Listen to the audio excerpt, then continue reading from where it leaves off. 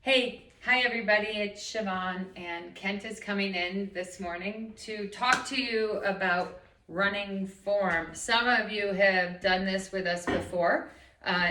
It is something that never changes and is an amazing thing that I think you can use on every run, don't you think? Checking, if you ever watched, you ever go out and you see people run, like Kent can do it, I can do it too.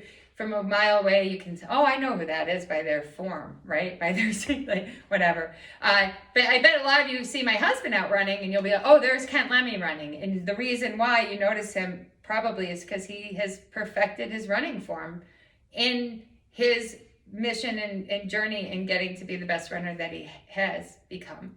I'm using it to try to get there. I'm still trying to get there. Right? When you see somebody and they look like they're out there struggling at every step that they take, even though they just started, it's like that's bad running form. And when you see somebody who looks like they're floating and it's effortless, that's good running form. Right. So I'm going to leave Kent to go over the running form with you. And but what Kent was saying is true. When I'm out running and I start to feel lousy when I'm running, I always think, how is my running form? What can I fix? And I start from the top of my head to my feet, and I try to remember everything that he's about to teach you, and I try to fix it, right? So here's your introduction to running form. Thanks, Ken. Thanks, Siobhan. So I always tell people, you're born, you learn how to crawl, you learn how to walk, and you learn how to run. And so by the time you're 2 years old, you've taught yourself how to run, and that's the most people ever think about it, right? So for the rest of their lives, they run the way that they taught themselves how to run when they were 2 years old. And so it's actually the second biggest area for improvement for your running. So that aerobic fitness that we talked about earlier, that's the number one area for improvement. The more you do aerobically, the better your body adapts to being an aerobic machine. But the second biggest thing is this running form, and most people don't even think about it or don't want to work on it, right? Oftentimes I get people, they want to do a workout, like they think the workout's what's going to make them faster, and I try to explain to them, work on your form first, get efficient, and then we can do the workout. So running form basically comes down into the easy way that we remember it is your PAL, right? P-A-L, posture, arm action, leg action, your running PAL. You want to think about your running PAL.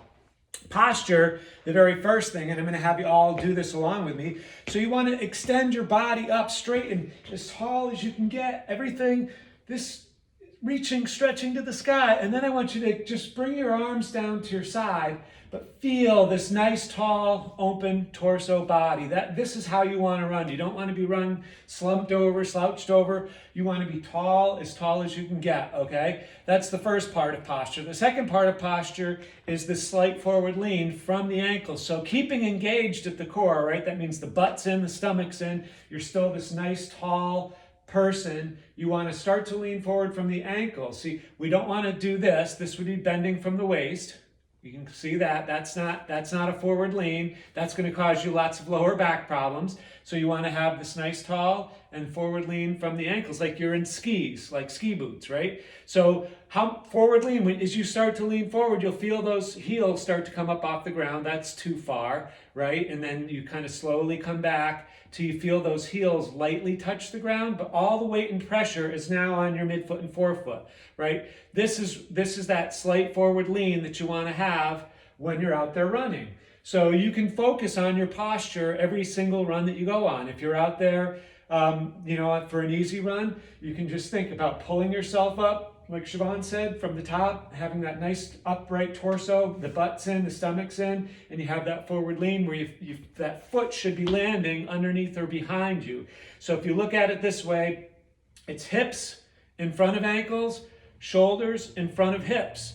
That's how you want to be when you're running. Every step that you take, there's going to be a lot of action going on, but the essential part is that you want the hips to be in front of the ankles and the shoulders to be in front of the hips. And we want to be essentially pushing ourselves forward, okay? If you had a car that was dead in the middle of the road, you would push it, because this is a much more powerful motion than to try to pull the car. So when we're running, we don't want to be pulling the car. We want to be pushing the car. So that's why we have this forward lean and we have those ankles behind the hips and the shoulders out in front of the hips, right? So inclined plane. So that's number one. That's your posture. Number two, arm action. Real simple. And if you've ever heard me talk about this before, there's no reason for anybody not to have good arm action, right?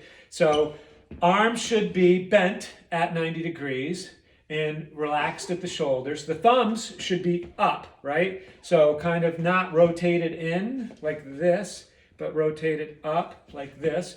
So bent at 90-degree angle, roughly, and thumbs up. And they should swing freely from the shoulders. But look what happens as I'm swinging. You see how the angle on my arm never changes? So I'm not doing this. I'm not opening and closing the arm as I swing it.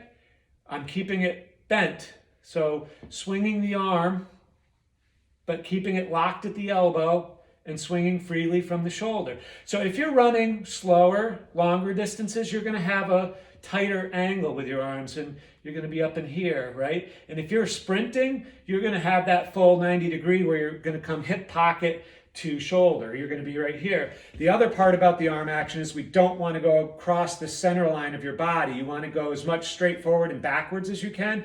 And that's one of the reasons why we try to keep the thumbs up. If we rotate the thumbs in, it tends us to start to go across our body. So if the arms go across, the shoulders start to swing side to side, then the hips start to swing side to side, and then you're running this way instead of this way. Okay, you don't want to take away any forward momentum. You don't want to shorten your stride by having it going sideways. You want to be as straightforward. So keeping those arms swinging as straight forward and backwards as you can, never crossing the center line of the body, never opening or closing at the elbow, always swinging freely from the shoulder. That's arm action. So we've covered posture, arm action, and next is leg action. My video's getting long, so I'm going to try to do this one quick. Most important with leg action is cadence. What is cadence? Cadence is how many steps you take in a minute. Why is cadence so important? I tell people if I'm taking 180 steps a minute and you're only taking 160 steps a minute, who do you think is going to be faster? Well, I could be taking a bigger step. Yeah, you're going to have to take a lot bigger step to make up for those 20 steps that I'm taking on you every minute. So when we're out running on an easy run, if we practice that faster turnover and you get your body used to taking that 180 steps a minute, when you want to run faster, those muscles are already doing that. You just have to open up your stride length, which I'll probably cover in another video, but your cadence is already going to be there. So we want to try to increase that cadence. We want to have that light, quick turnover. 180 steps a minute is a great ballpark. How we do it is you go out there and you start running. You count how many times the right foot falls in 30 seconds. It doesn't matter the stride length. It doesn't matter how fast you're going. You can run the same speed with having less or more steps. And here's how I tell people. It's like right now, move your legs really fast. How fast am I going? 0 miles an hour. I'm not going anywhere, but I move my legs really fast. But I could move my legs really slow, and I'm still going 0 miles an hour. I could do exactly the same thing and go 1 mile an hour, 2 mile an hour, 5 mile an hour. At some point, I'm going to go fast enough where I have to get a stride length, and I have to have faster turnover. But essentially what you want to do is count your footfalls on one foot for 30 seconds, and the target is to try to get to 45 steps. And how do you do that? You practice having a shorter, quicker step. You want to get on and off the ground as quick as you can. And I'll leave you with this about leg action, is you want to think of running as an airborne sport. The goal is to be in the air as long as possible and on the ground as short as possible. And that's how you eventually will get stride length. But you need to start with having that cadence. And the cadence means that you're on the ground and off the ground. It's a short, quick turnover, that you're not pounding through the ground every time you land on it. It'll also help to prevent injuries by having that quicker turnover. So in a nutshell, posture, arm action, leg action, your running pal, that's running form. I do have some more to go next video about stride length that we talk about running form. But you can work on this stuff every time you're out for a nice easy run. You can work on your posture, you can work on your arm action, and you can start to work on your cadence a little bit and figure that piece of it out. So we'll talk to you soon. Bye.